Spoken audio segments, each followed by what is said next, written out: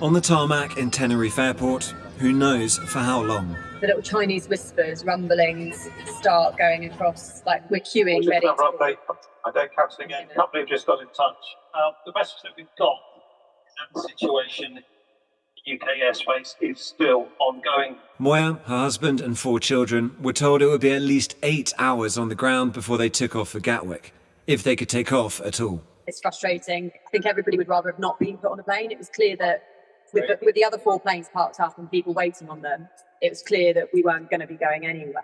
Thousands of passengers in the UK and beyond faced delays after UK air traffic control systems suffered a technical fault. As a result, National Air Traffic Services, or NAT, applied air traffic flow restrictions, severely limiting the frequency of flights. 3 hours after the problem was first announced, NAT said, "We have identified and remedied the technical issue affecting our flight planning system this morning.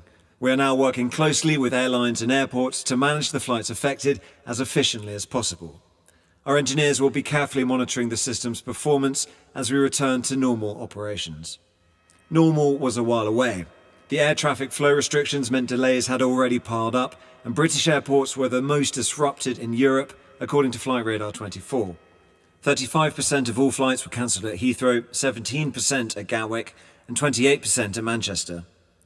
The average delay was 59 minutes at Heathrow, 66 minutes at Gatwick, and 47 minutes at Manchester.